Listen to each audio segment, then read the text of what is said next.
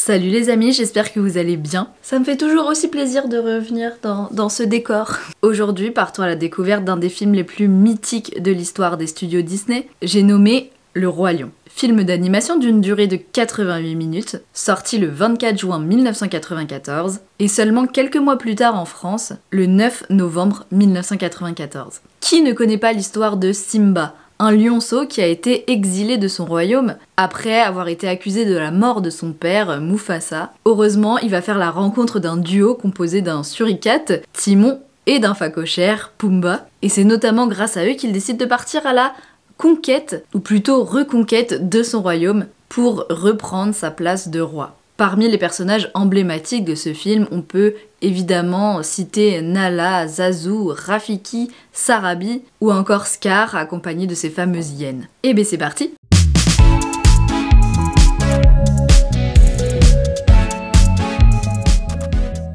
On le sait, Le Roi Lion c'est une révolution, c'est un film mythique, le film Disney préféré de beaucoup de monde, et une succession de scènes qui marquent, dont on se souvient. Il contient d'ailleurs beaucoup plus de scènes marquantes qu'aucun autre Disney à ce moment-là. Dans un premier temps donc, remémorons-nous ces scènes emblématiques. On peut citer la scène d'ouverture, celle où Scar est en haut d'un rocher à la fin de la chanson Soyons prêtes. Chanson qui invite les hyènes à se soulever, à se rebeller. Celle où on voit le troupeau de gnous en panique qui galope dans le canyon. Scar et son longue vie au roi quand il donne la mort à Mufasa. Timon et Pumba sur leur tronc d'arbre qui chantent Hakuna Matata. La scène où Simba adulte parle à son père qui apparaît dans le ciel. Ou encore les retrouvailles entre Simba et Nala. Bref, on pourrait en citer beaucoup et au final se faire tout le film comme ça. Et pourtant, c'était pas gagné dès le départ. Remontons en 1989. Jeffrey Katzenberg, le directeur des studios Disney depuis 1984, décide de demander un film qui parlerait du passage à l'âge adulte à partir de son expérience personnelle.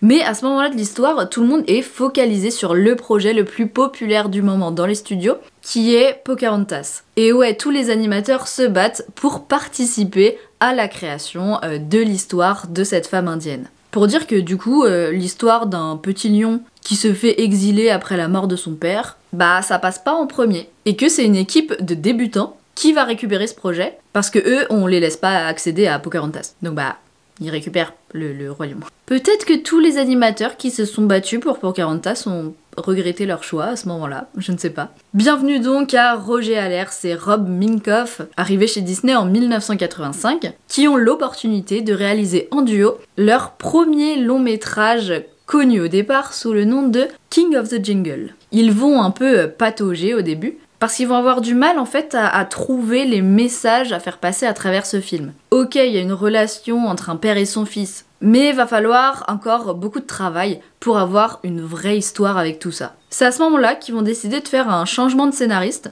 qui vont choisir de partir sur cette histoire d'exil de Simba, et surtout qui vont créer Timon et Pumba, les piliers de ce film. Et ça va être vraiment un déclic dans la réalisation de ce film, cette création. Il sort donc en 1994, et vraiment ça a été un triomphe qui a étonné tout le monde. Bah ouais, personne voulait bosser dessus, et au final, c'est trop bien. Il va rester en salle 5 mois d'affilée aux États-Unis, ce qui les amène à quasiment le milliard de dollars de recettes à l'international, alors que le budget de base pour faire ce film n'était que d'à peine 80 millions de dollars. Avec ça, Le Roi Lion devient le plus gros succès de tous les temps pour un film d'animation. Et ce titre, il va le garder pendant 19 ans, jusqu'à la sortie de La Reine des Neiges, vous le savez. Le Roi Lion, c'est aussi beaucoup de récompenses. Le Golden Globe, dans la catégorie meilleur film pour une comédie ou un film musical. Un Oscar également, dans la catégorie des meilleures musiques et chansons, pour la chanson Can You Feel the Love Tonight? L'amour brille sous les étoiles en français. Sans compter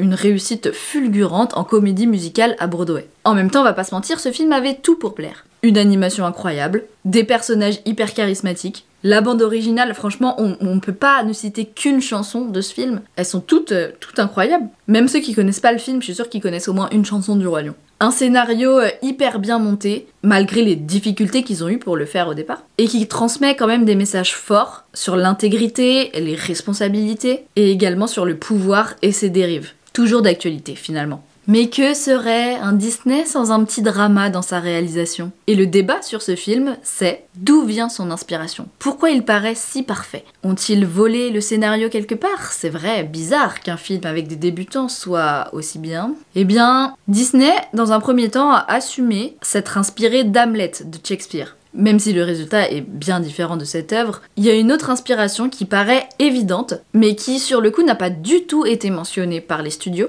et qui a fait une énorme polémique. Cette œuvre s'appelle Le Roi Léo, d'Osamu Tezuka. Il y a vraiment plein de points communs avec Le Roi Lion, mais quand des explications ont été demandées à Disney, ils ont répété, je cite, que leur film bénéficie d'un scénario original, c'est-à-dire qu'il n'est pas tiré d'une autre œuvre. Contrairement à beaucoup de Disney. Mais les autres, c'était assumé que c'était tiré d'une œuvre. Mais, parce qu'il y a toujours un mais, quand même, en 2001, donc 7 ans après la sortie du film, les studios vont faire un pas dans la confirmation de cette rumeur. Bon, ils vont pas avouer totalement le plagiat, hein. Ça aurait eu trop de répercussions énormes, je pense. Surtout qu'on parle du plus grand succès des studios à ce moment-là. Mais ils vont quand même présenter des excuses officielles qui vont être prises comme un aveu. C'est vrai que tu t'excuses pas d'un truc si t'es innocent. Il est dit qu'Osamu Tezuka, surnommé le dieu du manga, a quand même été assez affecté par cette empreinte de son œuvre parce que lui-même était un très grand admirateur de Walt Disney. Donc oui, c'est sûr que c'est pas rien.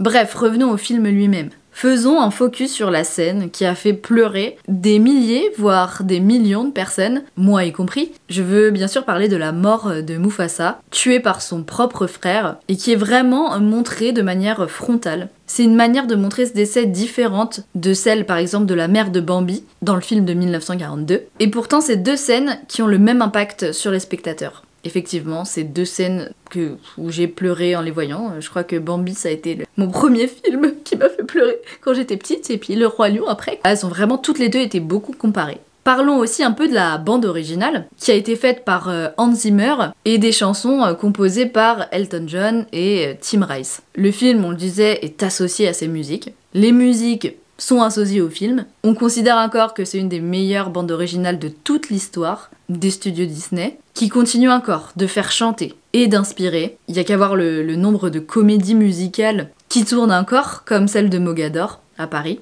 Perso, il y a quelques années, j'avais vu la comédie musicale anglaise à Londres, et c'était incroyable. J'aimerais beaucoup voir celle de Paris, du coup. C'est un des seuls films où on connaît autant les versions originales que les versions françaises. Voilà, niveau artistique, c'est 20 sur 20. Mais parce qu'on le sait, encore une fois, il y a encore un mais, Le Roi Lion marque aussi la plus belle chose, mais la dernière du 3e âge d'or des studios Disney, et le début d'une crise interne qui, cette fois encore, va chambouler toute l'industrie de l'animation.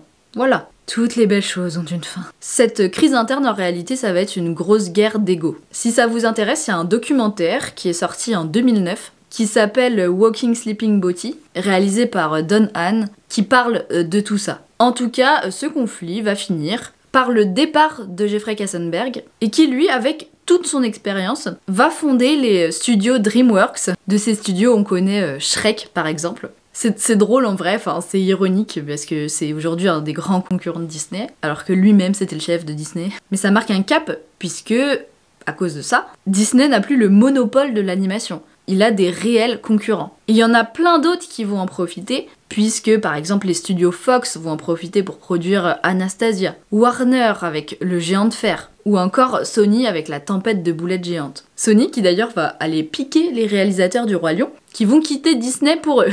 Y a rien qui va. Mais bon, par rapport aux 10 dernières années, Disney renaît réellement de ses cendres avec Le Roi Lion. C'est le film des années 90. Le roi gouverne au-delà de son royaume. Je vais peut-être pas être très original, mais pour moi, c'est un de mes films préférés, vraiment. À Disneyland Paris alors, que peut-on retrouver? Un char sur la parade? Oui, mais pas seulement. La boutique La Girafe Curieuse à Adventureland est quasiment dédiée au merch du Roi Lion. Le restaurant Hakuna Matata, toujours à Adventureland, qui propose du chakalaka, du poulet yassa, des frites de patates douces, ou encore des bananes plantains. Et puis bien évidemment, le spectacle du Roi Lion, on est obligé de le citer, Le Roi Lion et les rythmes de la terre, joué au théâtre de Frontierland. C'est un spectacle type comédie musicale en anglais, que je recommande à 2000%. C'est vraiment un de mes shows préférés à DLP. Il me fout les frissons en fait, ce spectacle. Donc si vous avez l'occasion de le voir, foncez, il y a plusieurs représentations par jour. Spectacle qu'on avait pu découvrir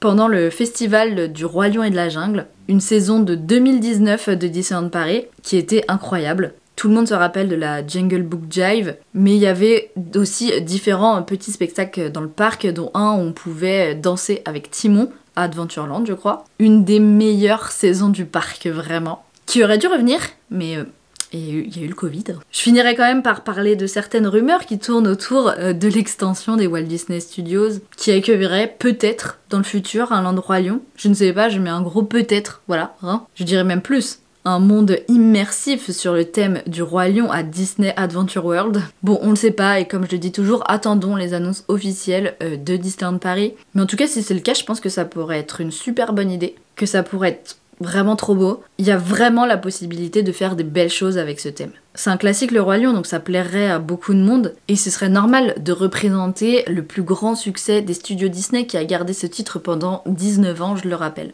Et puis on n'a pas fini d'en entendre parler puisqu'il y a une nouvelle adaptation, là, Mufasa, je sais pas si vous avez vu, qui va sortir au cinéma. Hâte de découvrir ce que nous réserve l'avenir concernant ce film. Voilà, c'est la fin de cette vidéo, j'espère qu'elle vous a plu, n'hésitez pas à me dire ce que vous pensez de ce film en commentaire. En tout cas, si ça vous a plu, n'hésitez pas à laisser un petit pouce, un petit commentaire, à vous abonner, à activer la cloche. En attendant, je vous fais des gros bisous, cœur sur vous, et surtout n'oubliez pas, ne laissez jamais personne vous faire croire que vos rêves sont trop grands, et nous on se retrouve bientôt pour une nouvelle vidéo.